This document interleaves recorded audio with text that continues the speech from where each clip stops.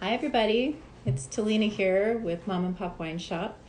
We are once again doing our monthly winemaker interview with this month with Michael Savage of Savage Grace Wines. As you may or may not know, we started a wine club in February, and um, the we wanted to put the idea out there that wine is both an art and a science that intersects farming and labor and all sorts of other ideas. And we started with art and science. Shout out to those guys for being our first local collaborator.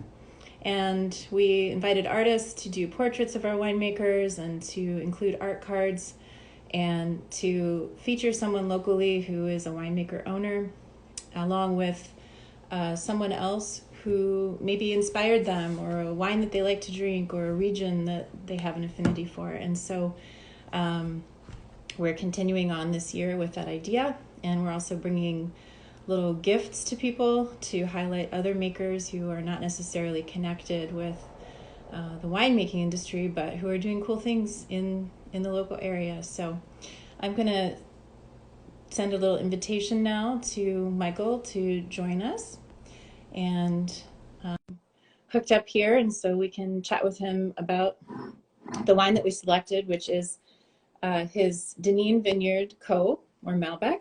I think we're sideways with you, Michael. At least that's how it looks when I look at it. Is there a way you can reorient? Yeah. Can. Yeah. That's how I felt all day, actually. I Let's have a see. little notepad that I write on that has family members on it, and this is the one that I picked out so that in case I needed to write something down, it's my nephew. And so I think that's the spirit of today. The day before the last day of school, my kid's going crazy. This is my first Instagram live. So Oh yeah, there's a first. There's a first for everything. I've been in my typical panic mode all day thinking about doing this because it's not in my normal wheelhouse. So thank you for uh, joining us and giving people a chance to connect with you, even though we can't have you visiting in our shop right now when we normally do this kind of thing in person. So much appreciated. Um, so why don't you start, since if somebody visits your website, there's not a whole lot of biography about you and how you came to winemaking for them to check out. So if you don't mind, I'll pull a Terry Gross on you and say, why don't you tell us about yourself? um, let's see. It's kind of definitely a long, non-linear path to wine for sure. For most of Uh, us. in a way, it's a continuation of my music past, and which was probably like the main thing I've been interested in. But maybe like 15 years ago or so, I started getting really interested in wine. You might say obsessed with wine. And I think, initially it was people like Jancis Robinson that really I connected with, how they talked about wine. And I wanted to understand, what the world of wine and that kind of language, and how it did what it can do, and what to do when you walk into a wine shop and you're looking for just a wine to pair with a simple meal during the week. Yeah. Um, and Tell then me. along that, eventually I was introduced to the WSET, the WSET program, and started taking some classes through that, and tasting groups, things like that. At the time, still just wanting to learn about wine. How did the wine world and the music world intersect for you initially? I'm curious about that. It was in the background of other life that was going on, Yeah. but I would say it was definitely a slow build to the wine, where it just seemed like a really fascinating and infinitely deep subject. So I started learning more and more about different regions and flavors and tasting, um, like what winemakers could do with the same grape in different places, and eventually became really interested in, this is after a lot of years of learning. But I think that Loire Valley, this idea of like semi-carbonic maceration, but those wines I probably really connected with, um, because of the lighter body, but the way the food worked, whole cluster fermentation, the way the tension in those wines without being super tannic. Although I might say when I started this long journey, I was interested in, probably wines that I don't really focus much on, but like Cabernet Sauvignon, like the bigger wines initially got me into wine, but it's not where I ended up at the end. Sure, So I think that's a pretty natural progression that I see in a lot of people, and I think that's just something that our palates. It's a journey that many of us have similar palates in that way, and that we, when you first drinking alcohol, you tend to warm up to kind of really fruity and overtly sweet things, and then I think once you've mastered the sensation of alcohol, you can move into those bigger, fruitier wines with lots and lots of dimension and things yeah, going on, and then we move into more acid driven wines, as we progress, and for sure. that Yeah, makes I mean, perfect sense.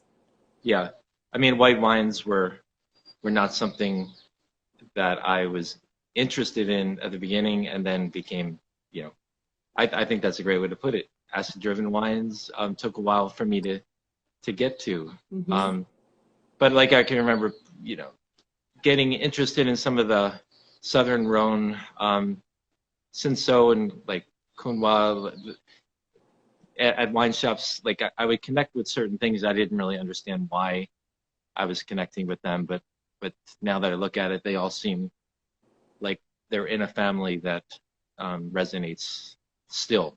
So Yeah, with the whole world. I mean, if there's one region, those Rhone grapes, I think, are well loved among all wine drinkers. Whether they start there or they end up there, I think they're kind of a through line for a lot of people. We come back to them again and again, so that doesn't surprise me. But it's nice that you ended up enjoying white wine, seeing as how you're on Underwood Mountain with these stunning, stunning views at kind of high elevation overlooking the gorge with, your own vines, right? right, Yeah. right. So how did you go from being curious about wine to ending up where you are? In 2010, I took, actually maybe not 2009, I started taking some production classes in Seattle at the Northwest Wine Academy, Yeah. um, is what it was called, and still is. And through that program, eventually ended up interning with someone there, and then in the background, like by that time, I sort of knew I wanted to make Cabernet Franc, and Sauvignon Blanc were probably the first two. But so I was working on those two grapes from some Yakima Valley vineyards that I still work with. The idea of cooler climate, native fermentation, lower alcohol was definitely my focus by that point. I wanted to figure out how to do that in Washington. For some reason I was familiar with the Willamette Valley, but I didn't. I wanted to, maybe just because I was living in Washington at the time. I wanted to really like focus on that region, somewhere in Washington, Yeah. like on the edges of it. So I started working with those a couple of vineyards in Yakima, but I knew about the Columbia Gorge by that time, and you know, especially the Chardonnay and the Riesling. Those two grapes were why I was most interested in this region. And in 2011, I connected with the Celilo Vineyard. I talked to the grower there, Rick Ensminger, and Jack Brady here at Underwood. um, Jack Brady for the Riesling and Rick for the Chardonnay. And yeah, I remember wanting to go in. I had just started basically, but I wanted to go in with a you know, not buy just a tiny amount of fruit. So I got someone I knew up in Seattle to go in with me, so we would do a larger purchase to really, at least especially for the Riesling, to get their attention. Yeah. And so we bought some Riesling in that first year, and you know, it just was. I thought that this was for 2012, and I think the 2012 vintage was just an amazing vintage for this region. Mm-hmm. So I had gotten some Pinot Noir from Underwood as well. So I think you know, the Chard, the Riesling, and the Pinot really, I was very happy with that vintage. Yeah. And sometimes this happened with the Cab Franc in 2011 in Yakima. That was a cool year. We picked the Cab Franc at the end of October, so long hang time, but still like, you know, 12.5% alcohol Cab Franc, and you know, very much what I was hoping to get in, you know, but never thinking I would get it. So yeah, I think those two regions allowed me to feel like I was almost in Europe, you know, in some of these vineyards that I was picturing, really wanting to be at, but probably not ready to move out of the state at that point. So, yeah, and so from there, I would each like add in maybe another varietal in these regions and try some things and see what worked. And you know, the idea of looking at Cab Franc from other vineyards and doing single vineyard was definitely interesting to me at that point, because I was really focusing on the Cab Franc. Mm-hmm. Along with doing those other wines, I really wanted to work with Cab Franc Mm-hmm. from the beginning. So, Mm-hmm. And of course, we're featuring another, to me, very malleable grape, and I want to take your temperature on this idea. But Malbec or Co, you have two, as far as I know, bottlings at least that are on release right now from two different sites that you treated differently.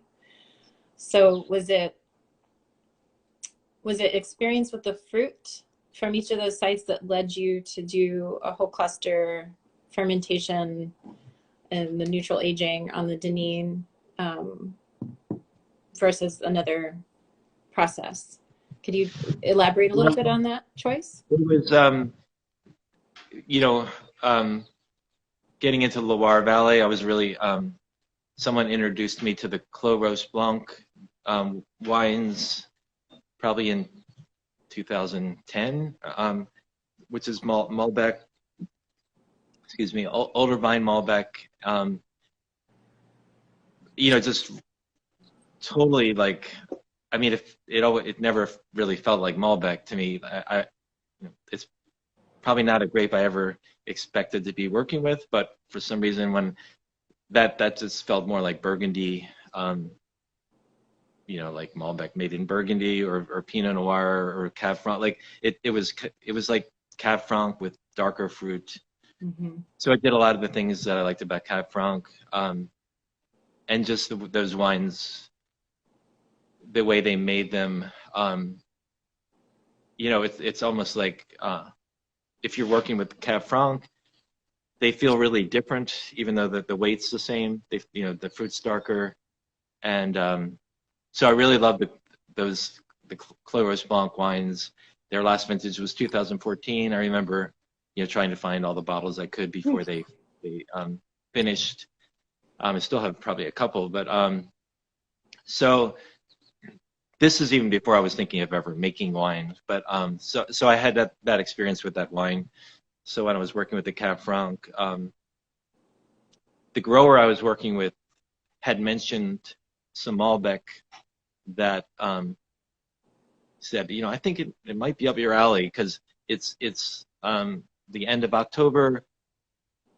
It hasn't over ripened, and I immediately thought about that wine and 100% whole cluster on it, because at that time I was doing the Cab Franc just whole berry but destemmed, because my influence for that first Cab Franc was a wine by a winemaker, Philippe Allier, who was doing more, he was doing more whole berry.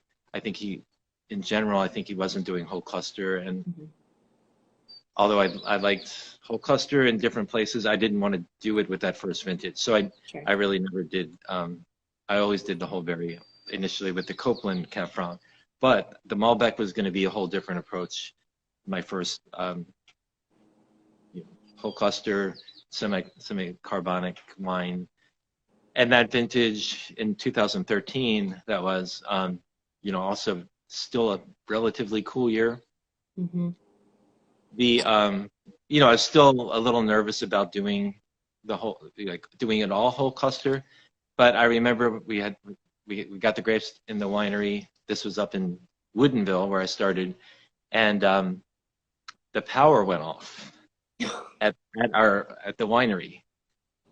So we had a destemmer there, and it was just like, okay, that's the sign.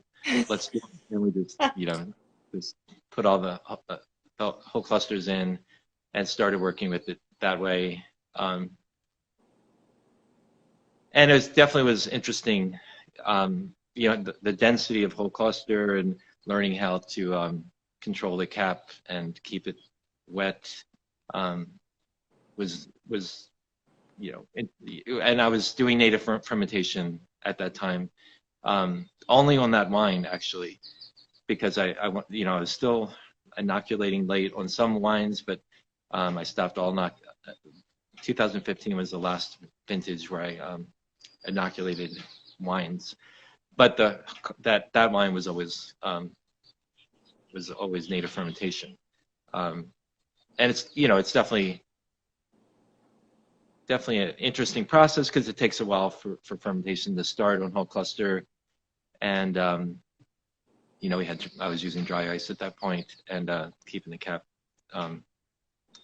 oxygen free as much as I could. So, but yeah, so that's where I started the 13, and that the 13 vintage came out. I bottled it probably the April after the vintage, and but it definitely was astringent. Definitely the whole cluster in that first vintage was. I kept it back about a year, because it took about a year for those tannins to resolve. But then once they did, it was, I really was happy with that vintage. So it found you. yeah. I mean, I think the 13 was a good vintage, and I like the 18 a lot too. I like the 17. So it's been pretty consistent, I think. Yeah. So it must be. I'm not an artist in that way where I create something and really put it out into the world and just see what people say. So, because it's really terrifying. But, I've already had club members come back for more of this wine. They were like, one person even said it was the wine that he's connected with the most in like the last 2 years. So really, oh wow, it's really a fun discovery for people. I think so much because the conversation as a wine seller around Malbec is so stilted for Americans. A lot of people don't even know that the grape comes from France in the first place, and people may have had Cahors but aren't aware that that's also a different way of different terroir and a different treatment to the same grape, and it just seems to be in my mind, a grape that really communicates its site very effectively. I mean, you look at Argentinian Malbec that's at 6,000 feet and growing these really thick skins to resist the additional solar radiation that they have going on up there, and then you have this tannic wine that needs time to age in barrel, and that reference point is deeply influenced by Bordeaux, and and then you have Loire, and you have things that are going on here in Washington. And so it's really fun to, for me, I think tasting, and and then just regular stainless steel fermented Malbec that has a shorter maceration. It really just is a chameleon and must be pretty fun to interpret as an artist. Yeah, I mean, I think I just got really lucky with that vineyard. It's 20-year-old vines because I tried. I have another bottling, which is quite different. I mean, I don't really approach it that much differently, but it just comes out different. Um, Why don't you tell us what that is, so for people who haven't experienced it? um, well, the other vineyard is Boucher Vineyard, which is in Grandview, also Yakima Valley. Um, Definitely. I mean, I think this is vineyard distinction. It just feels like his vineyard. Like those grapes feel like the Syrah that's growing there, the Grenache. I'm familiar with those wines. It feels like, even though I'm picking, the Malbec relatively early, it it it almost, I don't even know if the grape matters anymore. It just feels like Dick Boucher's vineyard at his house with Malbec. But it's a little bit more intense. Maybe that's more Cahors like in a way, where the Denis feels more savory, exotic, spicy, and almost like perfumed, or like that. It's just a very different, and it consistently does that. So it's not just the vintage generally. It's just the way the grapes taste. Were those sites planted to different clones, I'm assuming, as well? I you know I don't know the clones of the Malbec. That's I know yeah. it from the Cab Franc, but a lot of times, I'm not sure if people are thinking clone on Malbec, or at least at that point, Sure. like they That's do why I for asked. or Malbec or Syrah or something like. So I don't know if and it could be different. But in 2016 I started doing a pet nat from the Denis Malbec, because I'm trying to connect the same grape picked early, at different points, Yes. and see how it compares with it. Maybe a different approach to the winemaking, but still like more of a natural winemaking approach. And the pet nat has a lot of those same characteristics, the savoriness.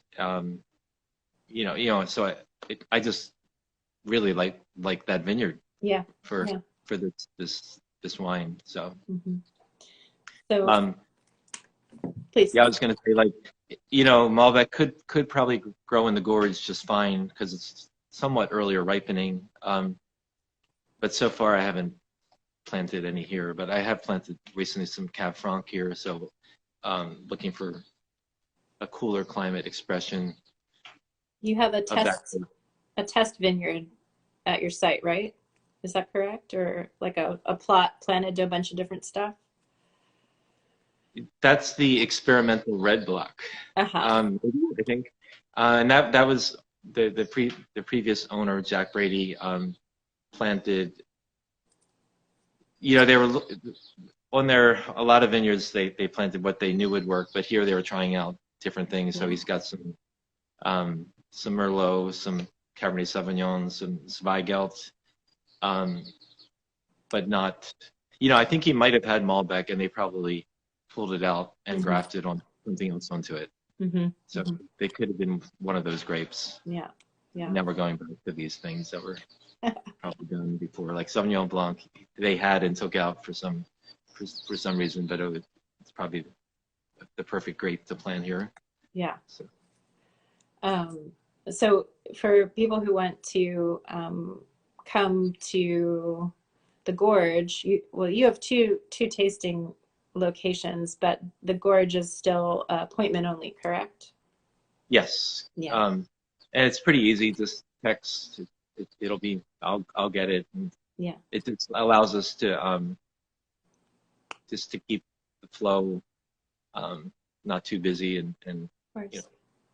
But yeah, we're in on Underwood. Yeah. I came up recently on Memorial Weekend when it was like 85 degrees and sunny, and I was next door at Julia's new site there, and I knew you were both on Kramer Road, but I really didn't realize how close you were. And I was just astounded Okay. at the view and Yeah. just it Yeah. really it's the first time that I had come up to that site, and so anybody who is thinking about driving an hour to wine country, it's probably one of the most picturesque spots and just a really great experience to get out there and do it. I really had a great time. So Oh, good. I'll come back and book Yes. an appointment with you and taste with you there. But I had my 9-year-old and he didn't really cooperate all that well. It wasn't the most fun to have my kid up there with me because he's so sick of mom talking about wine. So Yeah. I mean, it's hard for us to wrap our heads around it. So you can imagine yeah. the challenge there. So in thinking about your love of Loire wines, I have one other thing. Like you work with Sauvignon Blanc and you work with Chardonnay, and have you done any bottlings like Chardonnay style of those grapes together or co-fermented at all? I mean, they're picked at different times, I imagine. So, Not at this point. So far I haven't even blended anything at this point. yeah, yeah, The idea of blending, it was almost like something that I decided from the beginning that I didn't want to get into that trying to figure out like what the right blend is like do I want to do 23% versus 22%, like those kinds of decisions. And I think I learned this from music, like how do I just take them out of the equation and just focus on there's enough to think about. So yeah, so I took the blending out yeah, so far. I mean, we're doing a field blend, the first blend, but that's just that experimental red block for a vintage, just because there's so few of each grape. But but maybe I'll do something like that in the future. Because you start thinking about. I mean, in a way, I like the extremes, so it's like I don't really want to like make my Chardonnay, more tart, or like, sure. so it's like I'd rather just find a tart Chardonnay site and Yeah, focus on that. But that makes sense. Yeah. It's all overwhelming to me to think about all those decisions that winemakers make all the time, one after another, and then you have to put your name on it at the end and just own it up to it. So I can totally relate to that. I must say that one of my favorite little pet nat experiences recently was from the East Coast, from Merlot planted on Long Island, and so maybe that experimental red block will yield an interesting, like, this is Underwood Mountain experimental red, and you will get to taste it year after year and understand what, just like Dick Boucher has that imprint, like maybe this will taste like itself and that'll be its own identity, and then you're not worrying about all the decision making because it's already been planted. Yeah, I agree with that totally. I mean, they all seem, there's Syrah up there, there's Merlot, like they all seem like Underwood Pinot. Like they don't seem that. I think they could work almost the same way standalone as they do it in the blend. Mm-hmm. So I guess the blend is a very hands-off kind of decision. So sure. And I kind of like the idea of just closing my eyes and jumping in and letting it and seeing what happens. And if it didn't work, then maybe I wouldn't do it in the next year, but I would probably jump in. The first time. You don't tiptoe into the cold river. You jump in. Just do it. You don't know what's going to happen, and you won't find out unless you do it. So yeah. I just have 2 more questions because I know that you're busy. So, shoot. Oh can yeah. What's your favorite of your wines to drink on a day like today? And what would you cook if you like to cook or order or whatever with the wine that we're featuring? I really like that with like some like a red sauce pizza with fennel sausage. Yeah, Ooh, I think that it really that dark fruit and that there's just something like a licorice yeah, quality in there that really connects with that. And I think that there's enough acidity for sure. in the wine to really work well with tomato sauce. Hmm. So I mean, I also like pairing that with just like pork chops. Hmm. I think it's really it's almost like the compote.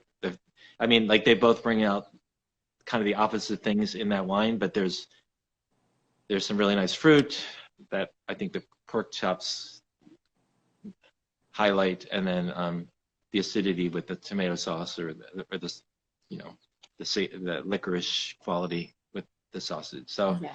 um, what wine would I drink today? Probably.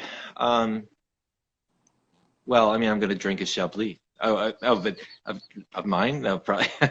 Let's see, what would Maybe, I drink? Maybe a Riesling. Yeah, maybe after the Chablis. yeah.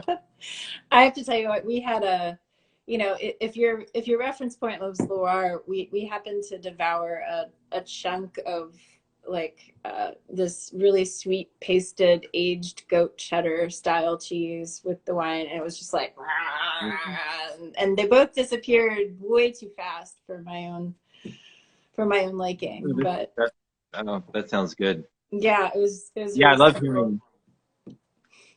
hearing, ideas for that. So we'll try that. All right. So, for appointments for your tasting room, it's on Saturdays and Sundays, right? From when to when? Noon to 6 or Hmm. noon to 5. Hmm. I think we're going to start doing some weekly tastings as well. Like Fridays are coming Cool. for the summer. So, Cool. And when I was poking around on the website, it looked like you have Wine Club, but that it's a wait list. Is that correct? well, we're gonna we kind of retired our initial wine club, so that's Okay. closed. But we started another one that's slightly different, but and that is open now. Okay. Great. Yeah. All right. Well, I really appreciate your taking the time and hopping on Instagram to do this. It's been an interesting year trying to, figure out how to keep people connected in this world and just generally. So, as much as I kind of bristled thinking about Instagram, I've been really grateful to be able to have these conversations and to stay a little bit more connected. So, thank you. Well, thanks for your really inquisitive questions, or you really dig into it well, I think, and you know, and Oh, if you want to keep going, I have a litany. But I think probably that I can satisfy those questions at some point in the future, since I'm always um, asking people to imagine and dream about what the future. I mean, I think you're located in like the most exciting wine region close to Portland that there is. Just the diversity and the natural beauty and the potential there is really, you really found yourself in a lucky spot. I feel very lucky Yeah. to be. Well, all the best to you, and thank you Thanks. to our friends for joining us. I'm going to archive this video on our website so that we can, if you couldn't see it today, you have a chance to see it in the future. So thank you, Michael. I really appreciate it. And thanks everyone for watching. Thanks a lot, Talina. All the See you. best. Okay.